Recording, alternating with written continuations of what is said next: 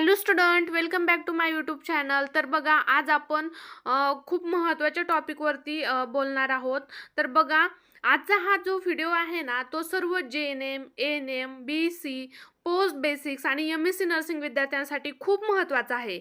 तर बघा, महाराष्ट्र नर्सिंग काउन्सिलिंगकडून आलेल्या 2022-27च्या CNE CPD संदर्भातील जे लेटर आलेलं आहे आज आपण त्या लेटरबद्दल डिटेल जाणून घेणार आहोत.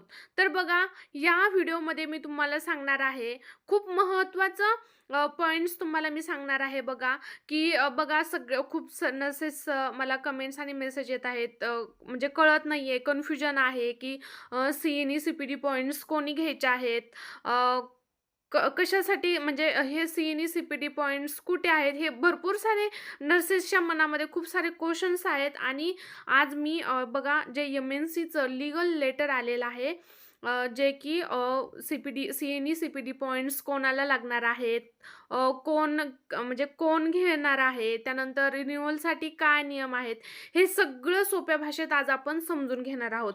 त्यामुळं व्हिडिओ स्किप करायचा नाही, व्हिडिओ शेवटपर्यंत बघायचा आहे. तर बघा, सगळ्यात पहिले आपण जाणून घेऊया CPD म्हणजे काय. तर बघा, CPD म्हणजे काय, सर्वप्रथम आपण CPD काय आहे तर ते जाणून घेऊया. तर CPD म्हणजे काय, कंटिन्युअस प्रोफेशनल डेव्हलपमेंट.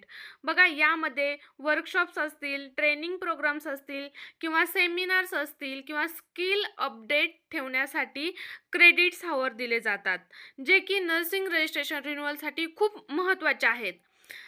तर बघा, मी तुम्हाला नेक्स्ट पॉईंटबद्दल सांगणार आहे की बघा, जे महाराष्ट्र परिचर्या परिषद मुंबई यांनी एक अधिकृत सूचनापत्र जारी केले आज, जे की 3/2/2026 या दिवशी त्यांनी जारी केलेलं आहे. बघा, तर बघा, आता ह्याच्यामध्ये आपण ह्या जो लेटर आहे त्या लेटरमध्ये आपण एक एक मुद्दा डिटेलमध्ये समजून घेणार आहोत. तर बघा, त्यामध्ये जो पॉईंट फर्स्ट आहे, बघा, पॉईंट फर्स्ट काय आहे, ज्यांनी बघा 2022 ते 2027 या कालावधीमध्ये JNM किंवा ANM किंवा BSc नर्सिंग किंवा पोस्ट बेसिक नर्सिंग प्रशिक्षण जर पूर्ण केलेलं असेल तर त्यांना CPD CNE क्रेडिट्स हावर घ्यायची गरज नाही. म्हणजेच बघा, जर तुम्ही या कालावधीत पास झालेला असाल तर रजिस्ट्रेशन रिन्युअल करताना तुम्हाला CNE CPDची अट लागणार नाही. तर बघा, हा जो मुद्दा आहे ना, हा मुद्दा जे नवीन नर्सेस आहेत बघा, यांच्यासाठी खूप महत्त्वाचा आहे आणि खूप मोठा दिलासादायक म्हणजे बातमी आहे.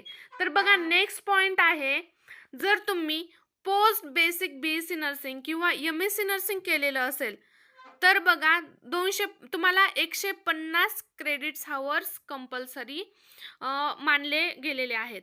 तर बघा, तुम्हाला यासाठी वेगळे CPD CNE प्रोग्राम्स अटेंड करायची गरज नाही. कारण बघा, जे काउन्सिल आहे ना, ते काउन्सिलने तुमचे जे ह्याचे educational credits hour already count केलेले आहेत.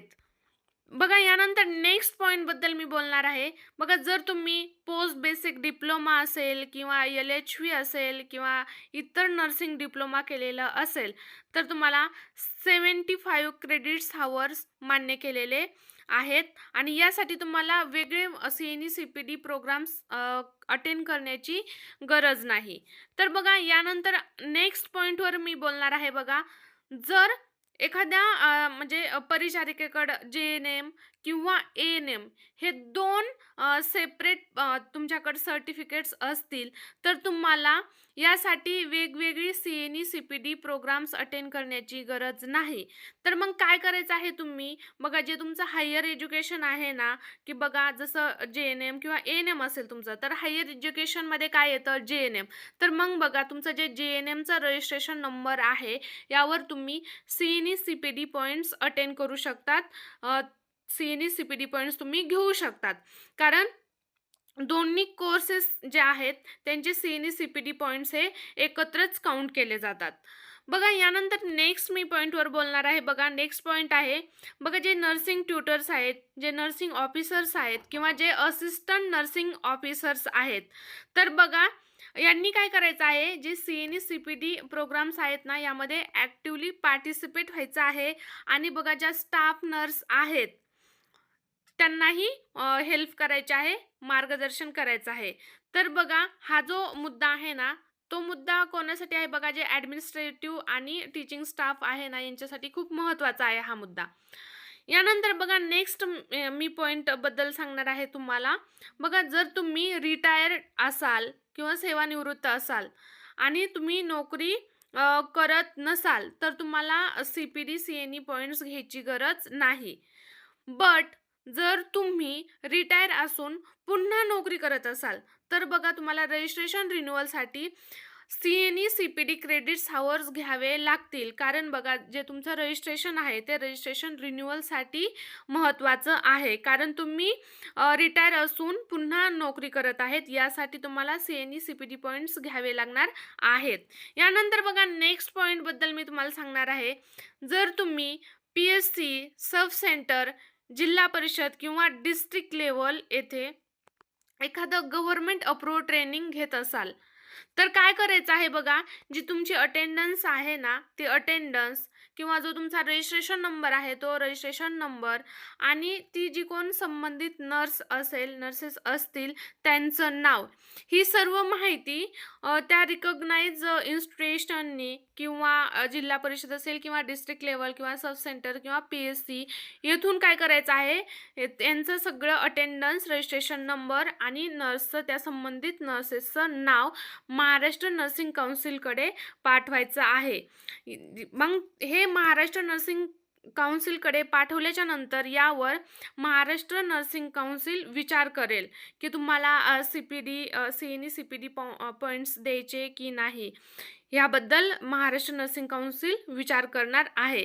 तर बघा जर थोडक्यात सांगायचं झालं ना, तर बघा जे 2022 ते 2027 या कालावधीमध्ये जे पास आउट झालेले आहेत, तर यांसाठी CNE CPD पॉइंट्स लागत नाहीत. यानंतर बघा नेक्स्ट आहे बघा पोस्ट बेसिक किंवा MSc जर तुमचं झालेलं असेल 2022 ते 2027 या कालावधीमध्ये, तर जे तुमचे क्रेडिट्स हावर्स आहेत ना, हे ऑलरेडी काउंटेड आहेत. त्यामुळे तुम्हाला वेगळे CNE CPD पॉइंट्स घ्यायची गरज नाही. बघा यानंतर बघा JNM किंवा ANM जर तुमचं झालेलं असेल 2022च्या अगोदर, हे दोन्ही पण कोर्सेस झालेले असेल, तर बघा JNM आणि ANM साठी तुम्हाला सेपरेट CNE CPD पॉइंट्स लागत नाहीत. दोन्हीसाठीही एकत्र CPD CNE पॉइंट्स घ्यावे लागतात. यानंतर नेक्स्ट आहे बघा जे रिटायर्ड नर्सेस आहेत बट ज्या की वर्किंग आहेत, तर अशा नर्सेससाठी CPD आवश्यकच आहेत. त्यांनी CNE CPD पॉइंट्स घ्यायचे आहेत. बघा तुम्हाला तर बघा मी खूप डिटेल तुम्हाला माहिती सांगितलेली आहे आणि बघा तुम्हाला हा व्हिडिओ हेल्पफुल वाटला असेल, तर काय करायचं आहे, व्हिडिओला लाईक करायचं आहे आणि तुमचे जे कोणी नर्सिंग फ्रेंड्स असतील त्यांच्यासोबत शेअर करायचं आहे. आणि बघा अजून अशाच इम्पॉर्टंट नर्सिंग अपडेटसाठी चॅनलला आजच सबस्क्राईब करायचं आहे. धन्यवाद.